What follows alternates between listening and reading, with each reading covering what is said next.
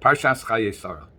This parsha begins with a description of the acquisition of Maras HaMachpelah, the cave of the Machpelah, by Avram Avinu, by Abraham, in which he used to bury his wife Sarah. And then the Torah says that Avram got old, he was blessed, and he set his eyes towards marrying off Yitzchak. And he designates his servant, presumably Eliezer, not mentioned by name, to act as the finder of a shidduch, of a mate for Yitzchak. And he gives him marching orders.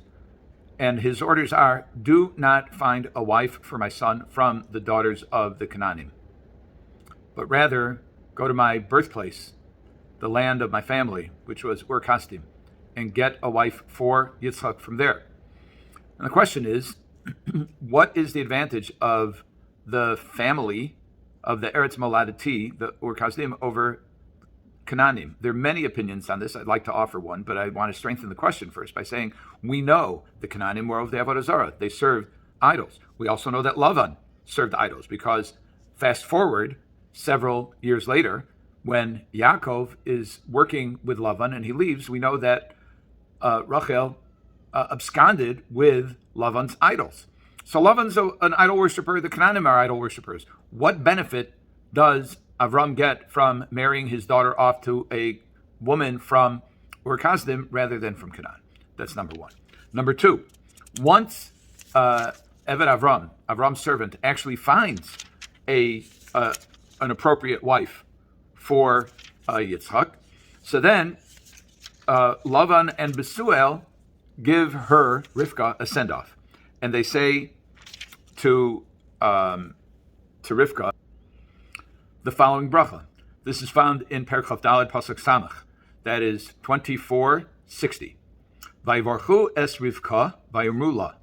And they blessed Rivka and they said to her, Achosenu, our sister, At hayi la'alfei revava. You shall be, may you be, for thousands and 10,000s, or thousands of 10,000s. V'irash zarech es sha'ar sonav. And may your descendants inherit the gates of their enemies. Now, what kind of bracha is that? It sounds a little weird. I can understand when you say to someone that, a kala, a bride, may have a lovely family, many descendants, many prominent descendants. What's with this, and may they inherit the gates of the enemies? Why is that relevant to a bracha, to any kala, and specifically this kala? There's also a grammatical or usage problem with this verse, which is that it reads as follows. It says, Vayivorchos Rivka, and they blessed Rivka, and they said, Achosenu, our sister, At hayi la'alfei revava. You be for a great number, thousands of 10,000s. Why does it say you? It could carry the same meaning without the word at. At means you in the feminine. Could have said, Vayomru la, Achosenu, hayi la'alfei revava. Our sister, be for a great multitude. Why does it say you be for a great multitude?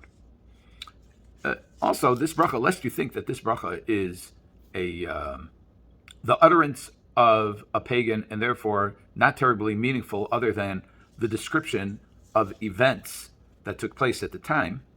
Well, that's not exactly the case because of two things. First of all, the minhag Yisrael, the practice among Jews, is when they get married, the father of the bride, and could be the father-in-law to be of the bride, gives this bracha, this specific bracha, to his daughter at the Badeken.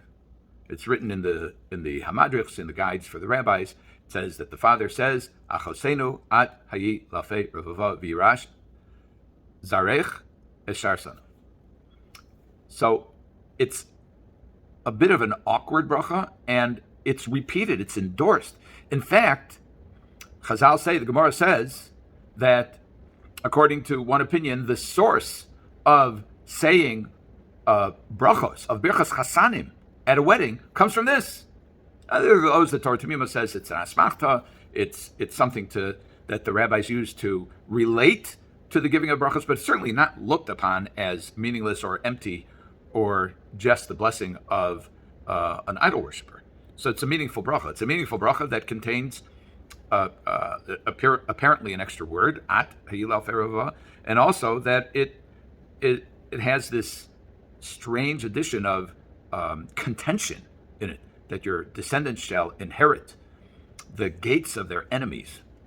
If you would come up with 10 blessings for a kala, that last paragraph would probably, if you were uninformed about what the Torah says, would probably not make it to the top 10 list.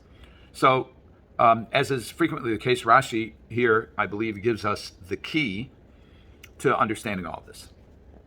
Rashi says, At hayilal fe'revava, at v'zarech tikablu osa bracha shenemar la'Avram b'Har Moriah. You and your descendants will receive the bracha that was said to Avram in Har Moriah.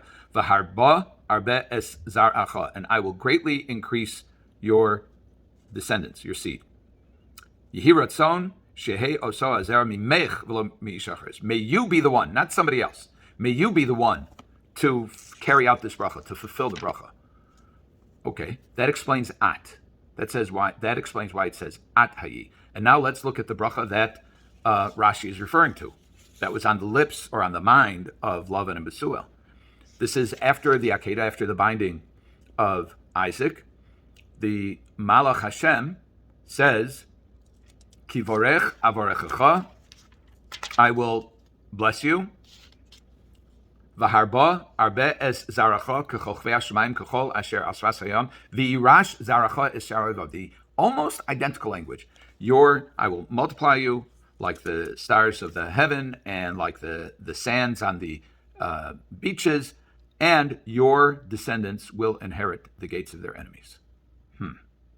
This gates of the enemies thing seems to be legit and recurring, and it's part of the bracha. Why? Well, the Netziv says gates, sha'ar, b'chol makom, everywhere it's mentioned, it means yeshivas chachamim u'gedolei hamadina. It's the place where the wise gather and the political leaders gather. In other words, these are the people who set the tone and make the judgments for the people in any location. The sha'ar literally means the gate. According to many, that's where the courts meet. That's where the local legislators meet, the local opinion makers, the local people of influence. They meet there. Okay. So according to the Netziv, he suggests that it means that throughout history, the Jews will be of counsel, will be necessary for political leadership, even if it's in the gates of the enemy. I'd like to suggest, based on the Netziv, that this may mean not so much enemies in terms of physical adversaries, but it could be ideological adversaries. In other words, that the battle of Avram is for the hearts and minds of the people who are not believers in one God, who are polytheists, who are pagans, who are worshipers of idols. And Avram brought about, his mission was to bring about a revolution in global consciousness to the existence of one and only one God.